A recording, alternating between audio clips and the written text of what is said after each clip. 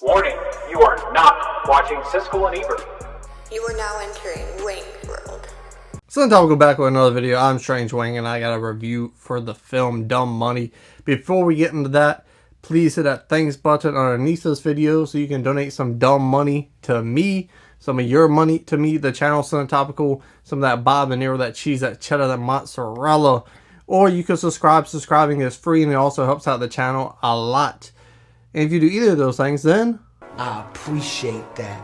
But let's get down to brass tacks. I gave Dumb Money a 9.1 out of 10 Wangs. Why?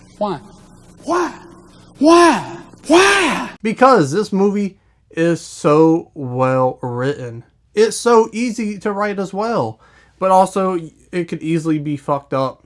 And I'm glad they nailed it. Yay! You don't need to understand stocks to get this movie. The stock talk is dumbed down. It's explained because he's doing a YouTube channel. It doesn't get too deep into it, neither. So if you're worried about going to this movie like, I don't know anything about stocks, I'll be confused all the time. Not a problem. You're not going to have that problem because they don't make it a problem. They give you the bare bone minimum.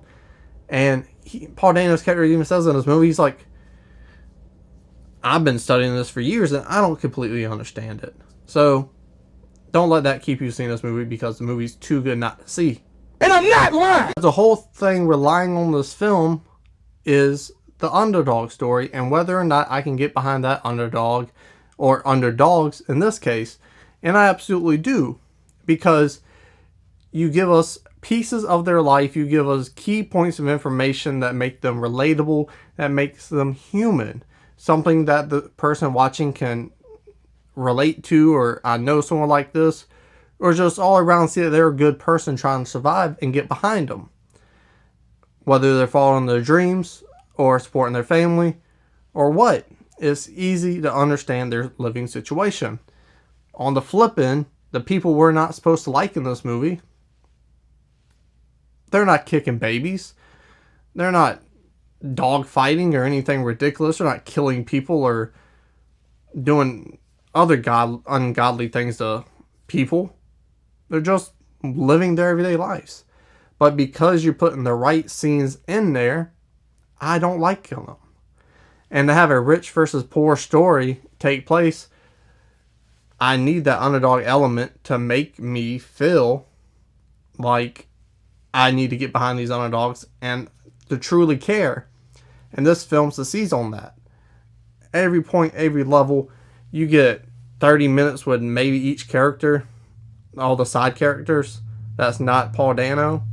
And you always have an emotion when you see those characters. That there's impressive. And it doesn't work unless the actors are acting. You got Ugly Betty, you got Riddler, you got the Spanish dude from the musical, you got, who else you got? You got Kim K's ex-boyfriend. These people you put in this movie, if they're not acting the part, I don't care about their character and I'm less supportive of this underdog story. On the flip side, Again, it doesn't matter if it's the Winter Soldier or the dude from that TV show everyone likes that doesn't come on anymore, or Seth Rogen's old ugly ass. If we don't dislike them and continuing that dislike, letting it grow, I'm not getting behind the underdog. So for them to act their part and play it so well to let me invest, automatically, those are good performances. You're not wrong. The director of this film made a lot of smart decisions, knowing what to put in this movie. So congrats to him. He made a really great movie and one of my favorite movies of the year, personally.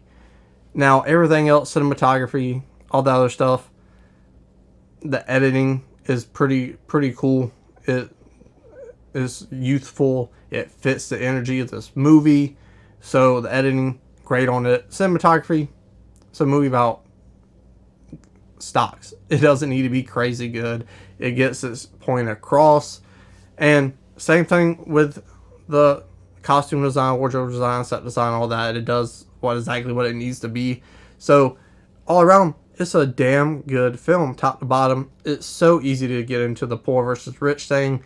That country dude, Oliver Anthony, I think's his name, wrote a song about how hard it is to get by in this world today.